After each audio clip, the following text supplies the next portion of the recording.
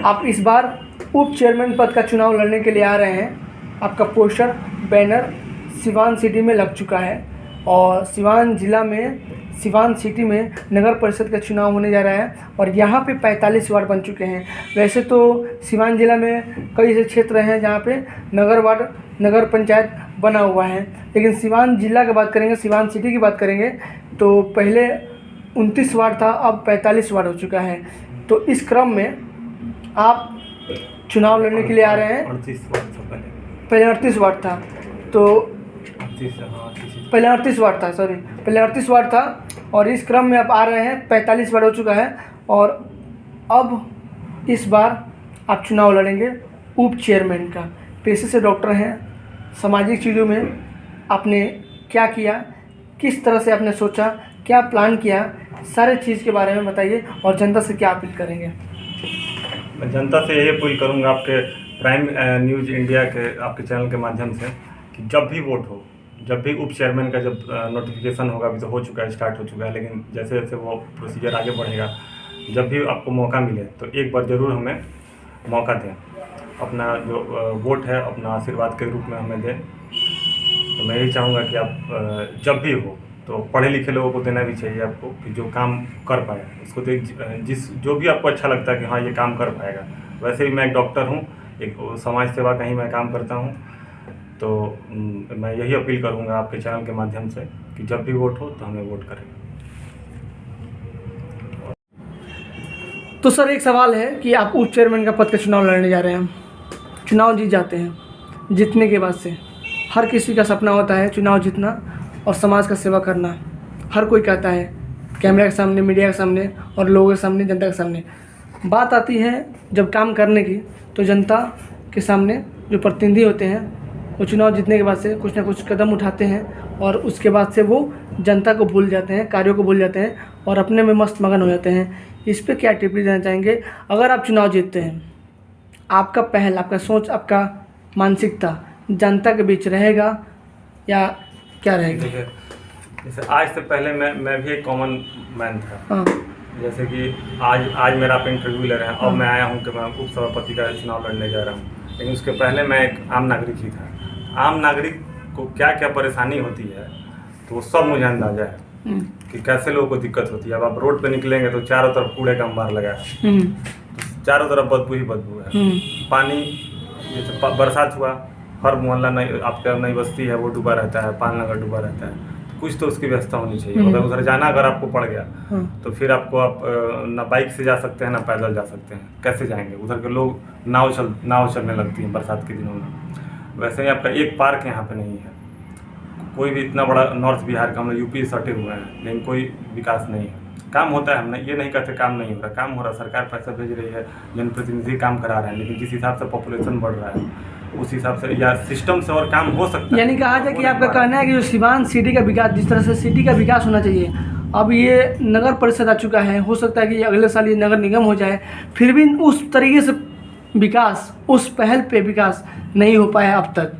तो ये आपका सोच है कि कुछ करेंगे आप? एकदम बिल्कुल करेंगे। एक तो सबसे अच्छी बात है कि अब जनता डायरेक्ट चुन रही है अपने चेयरमैन को और वाइस चेयरमैन को। हाँ। इससे अच्छी बात क्या हो सकती है?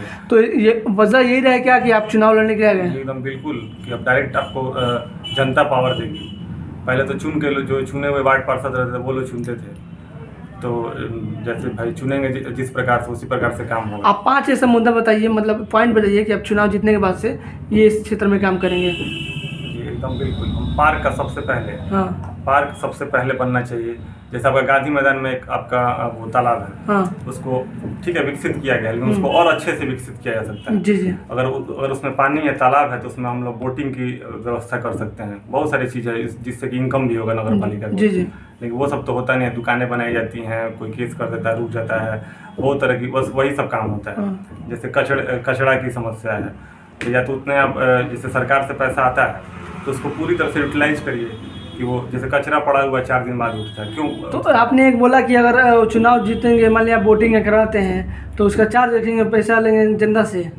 जो भी उसका जो नॉमिनल चार्ज होगा वो तो हर जगह तो ऐसा ही होता है ना। बड़े बड़े शहर में चले जाएंगे तो क्या है, जैसे कि अब लखनऊ में है, लखनऊ डेवलपमेंट अथॉरिटी का से है, तो उसका पैसा जो नॉर्मल चार्ज होता है तो वो तो कोई उससे भार नहीं पड़ेगा जनता पे। या उस तरह की अगर व्यवस्था होती है तो फ्री भी होगा, कोई दिक्कत नहीं है। अगर उस तरह की व्यवस्था अगर होती है आप एक डॉक्टर फ्री होगा। के नाते पेशे से डॉक्टर हैं, जी। तो हेल्थ की दुनिया में किस तरह से काम करेंगे, मतलब स्वास्थ्य की दुनिया में किस तरह से काम करेंगे, क्योंकि चुनाव अब हेल्थ की अब वही तो बताया मैंने कि कूड़ा का अंबार लगा हुआ है, तो कैसे हेल्थ ठीक रहेगा? पॉल्यूशन तो पूरा जाम की समस्या है।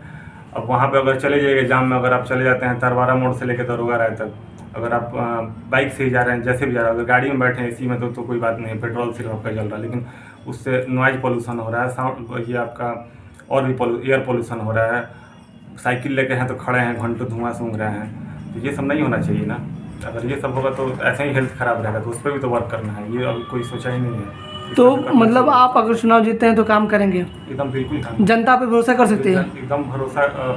देखिए पढ़े लिखे लोगों को ही देना चाहिए मौका। क्यों पढ़े लिखे अगर जो नहीं है तो काम नहीं करेंगे? नहीं काम करेंगे ऐसा नहीं कर रहे हैं। जिसका सुनने में आता है कि पढ़े लिखे आते हैं और वो मतलब ठग जाते हैं जनता को। अब ये हम नहीं कह रहे हैं कि जैसे जो पढ़ा लिखा नहीं है उसको कुछ हम नहीं कह रहे हैं, ये भी गलत ही बात है कि अगर पढ़े लिखे नहीं चला सकते हैं, लेकिन विजन होना चाहिए।